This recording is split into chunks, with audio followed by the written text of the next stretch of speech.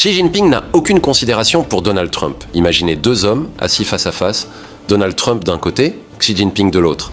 Mais derrière cette rencontre, ce n'est pas seulement une discussion entre deux présidents. C'est peut-être le résumé du siècle qui commence.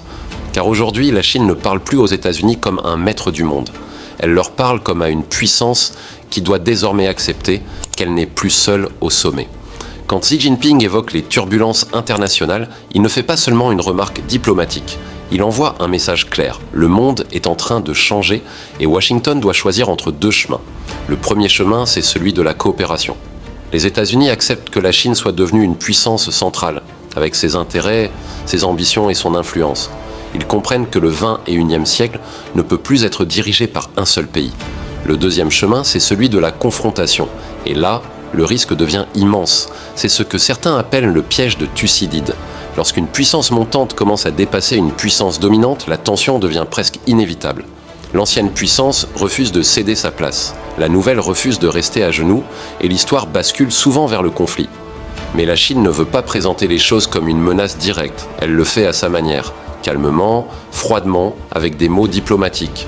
En réalité, le message est simple, ne transformez pas notre ascension en guerre. La question de Taïwan est au centre de cette tension. Pour Pékin, Taïwan n'est pas un simple dossier diplomatique. C'est une ligne rouge, un symbole de souveraineté et un élément central de son projet national. Pour Washington, Taïwan représente un levier stratégique face à la Chine. Mais plus la Chine devient puissante, plus ce levier devient dangereux à utiliser. C'est là que le rapport de force change. Les États-Unis peuvent encore parler fort, envoyer des navires, multiplier les déclarations et afficher leur soutien à leurs alliés. Mais la réalité militaire, industrielle et économique devient de plus en plus compliquée. La Chine possède une base industrielle gigantesque, contrôle des chaînes d'approvisionnement essentielles, avance rapidement dans les technologies stratégiques et renforce son armée année après année. Ce n'est plus la Chine faible du siècle dernier, c'est une puissance qui regarde désormais Washington droit dans les yeux. Et c'est pour cela que cette rencontre est importante. Elle montre que les États-Unis ne peuvent plus simplement imposer leurs conditions. Ils doivent négocier avec une Chine qui a désormais ses propres cartes. Les médias occidentaux peuvent présenter cela comme une réunion normale, une simple étape diplomatique. Mais derrière les sourires, les poignées de main et les phrases officielles, il y a une réalité beaucoup plus brutale. L'ordre mondial est en train de se déplacer. La domination américaine n'a pas disparu du jour au lendemain. Les États-Unis restent une puissance militaire, financière et technologique majeure. Mais leur pouvoir n'est plus absolu. Et la Chine le sait. C'est peut-être cela le vrai message de Xi Jinping. L'Amérique doit apprendre à vivre dans un monde où elle ne décide plus seule. Si Washington accepte ce changement, une coexistence est possible. Mais si Washington tente d'empêcher la Chine de monter, alors le piège se refermera.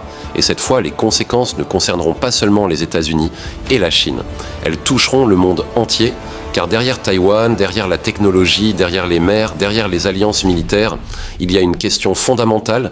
Est-ce que l'ancienne puissance acceptera la naissance d'un nouveau monde ? Ou est-ce qu'elle préférera risquer la guerre pour empêcher l'histoire d'avancer ? Et c'est toute la question de cette rencontre. Avant d'entrer dans le vif du sujet, je vous demande une chose très importante. Vous êtes sur Poutine TV. Ici, on analyse, on questionne, on réfléchit. Ce type de contenu dérange, ce type d'analyse n'est pas toujours accepté par les grands médias dominants et il arrive souvent que ce genre de vidéo soit supprimé, limité ou rendu invisible. Alors je vous invite dès maintenant à vous abonner, à liker et surtout à partager massivement cette vidéo. Enregistrez-la, diffusez-la autour de vous. Plus vous partagez, plus il devient difficile de faire taire certaines analyses. Si vous voulez que cette chaîne continue d'exister et de proposer un regard alternatif, votre soutien est essentiel. Depuis plusieurs années, les relations entre les États-Unis et la Chine sont entrées dans une phase extrêmement dangereuse. Ce n'est plus seulement une rivalité commerciale ou technologique. Ce que nous voyons aujourd'hui ressemble de plus en plus à une lutte pour le leadership mondial. Et la rencontre entre Donald Trump et Xi Jinping symbolise parfaitement cette nouvelle réalité. Pendant longtemps, les présidents américains rencontraient des dirigeants étrangers en position de force. Les États-Unis dominaient l'économie mondiale, contrôlaient les grandes institutions internationales, possédaient l'armée la plus puissante du monde et imposaient souvent leurs règles aux autres pays. Mais aujourd'hui, quelque chose a changé. La Chine n'est plus simplement un pays émergent qui dépend de l'Occident. Elle est devenue une puissance industrielle, technologique, financière et militaire capable de rivaliser directement avec Washington.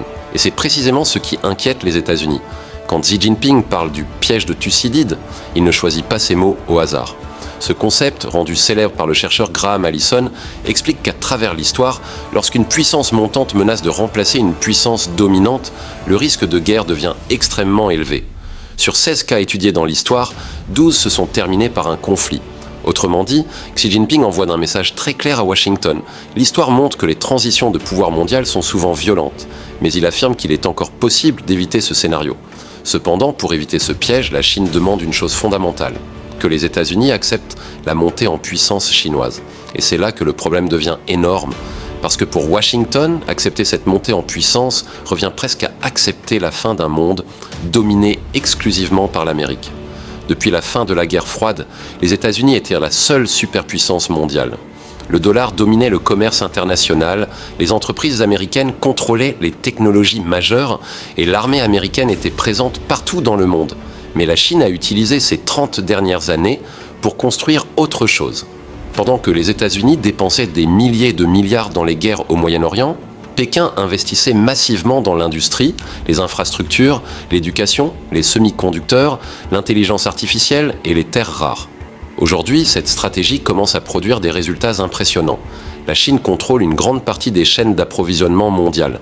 Elle domine plusieurs secteurs industriels essentiels et possède des ressources stratégiques indispensables aux technologies modernes. Même les grandes entreprises américaines dépendent fortement du marché chinois. Quand on voit Elon Musk, les dirigeants de Nvidia, Oracle ou d'autres géants technologiques accompagner Donald Trump, cela montre quelque chose de très important. Les États-Unis savent qu'ils ne peuvent plus ignorer la Chine. Et cela change complètement le rapport de force. Pendant longtemps, Washington utilisait les sanctions économiques comme une arme.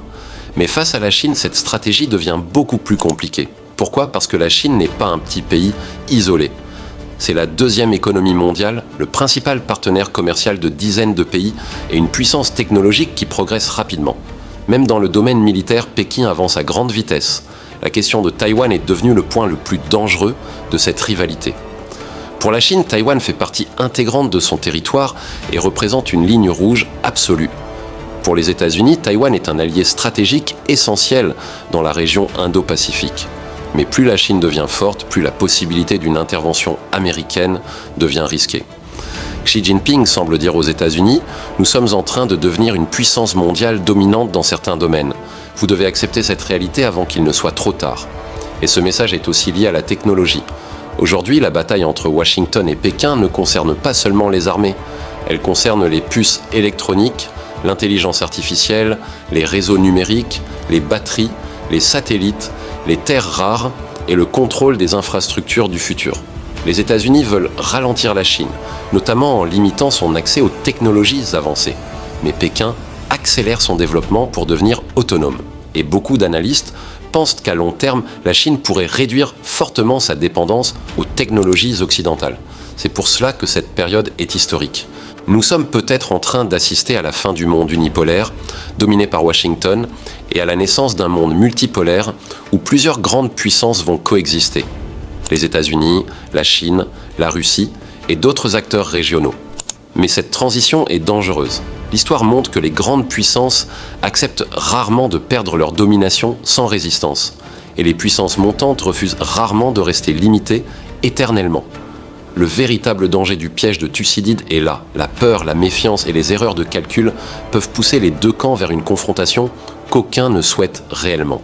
Et ce qui rend la situation encore plus explosive aujourd'hui, c'est que tout est lié. La technologie, le commerce, l'énergie, les alliances militaires, Taïwan, la mer de Chine méridionale, la Russie, l'Iran et même le rôle du dollar dans le système mondial. Chaque crise devient alors une pièce d'un affrontement beaucoup plus large. La Chine affirme qu'elle ne cherche pas forcément la guerre, mais qu'elle refuse d'être contenue. Les États-Unis, eux, refusent de voir disparaître leur position dominante sans réagir.